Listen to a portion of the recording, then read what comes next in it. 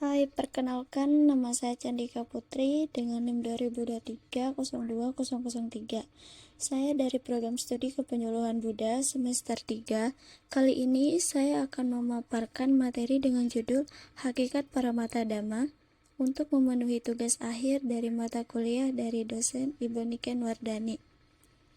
Nah, hakikat Paramata Dhamma dalam konteks ajaran Buddha merujuk pada kebenaran mutlak atau kualitas yang terpengaruh oleh persepsi, kondisi, atau pengalaman manusia.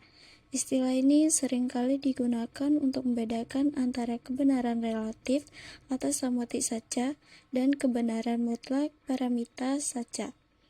Kemudian, kebenaran relatif dengan kebenaran mutlak. Kebenaran relatif atau sammati sacha ini adalah kebenaran yang bergantung pada konteks persepsi dan individu. Misalnya, konsep tentang aku atau milikku adalah kebenaran relatif yang dapat berubah tergantung pada situasi. Sedangkan kebenaran mutlak, paramata sacha, ini adalah kebenaran yang tidak terpengaruh oleh kondisi eksternal dan bersifat universal. Contohnya adalah pemahaman tentang ketidakabadian atau anicca, penderitaan atau duka, dan ketidakakuan atau anatta. Kemudian karakteristik Paramata Dhamma. Absolut, yang dimana Paramata Dhamma adalah kebenaran yang tidak berubah dan selalu ada. Universal, kebenaran ini berlaku untuk semua orang, tanpa memandang latar belakang atau pengalaman individu. Dan mendalam memahami Paramata Dhamma memerlukan refleksi dan meditasi yang mendalam, karena ini melibatkan pemahaman tentang sifat eksistensi yang lebih dalam, contoh dalam kehidupan sehari-hari. Ketidakabadian atau anicca. Dalam kehidupan sehari-hari, kita sering melihat perubahan, misalnya sebuah bunga yang mekar akan layu seiring waktu.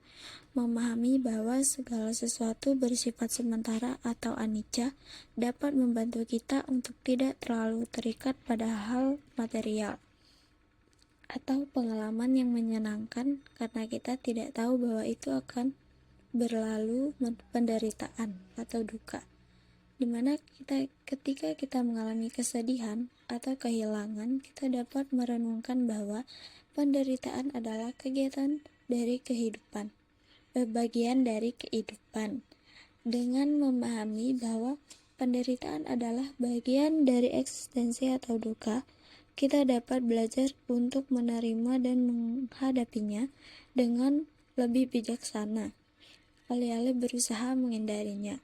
Kemudian ketidakakuan ada anatta.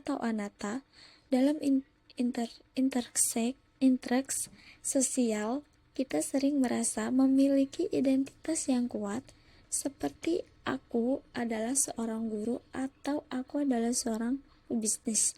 Namun, dengan memahami konsep ketidakakuan atau anatta, kita dapat menyadari bahwa identitas ini hanyalah label sementara dan tidak mencerminkan esensi sejati kita. Ini dapat membantu kita untuk lebih terbuka dan fleksibel dalam hubungan dengan orang lain. Kemudian keterhubungan. Dalam kehidupan sehari-hari kita dapat melihat bahwa semua fenomena saling terkait, misalnya tindakan kita memiliki dampak pada orang lain dan lingkungan. Memahami keterhubungan ini dapat membantu kita untuk bertindak dengan lebih bijaksana dan penuh perhatian, menyadari bahwa setiap tindakan memiliki konsekuensi. Dengan memahami dan menerapkan konsep Paramata Dhamma dalam kehidupan sehari-hari, kita dapat mengembangkan pandangan yang lebih dalam dan bijaksana tentang realitas yang dapat pada gilirannya dapat membantu kita mengatasi tantangan dan penderitaan dalam hidup. Nah, itu dia penjelasan materi dari hakikat Paramata Dhamma dari saya. Sekian dan terima kasih.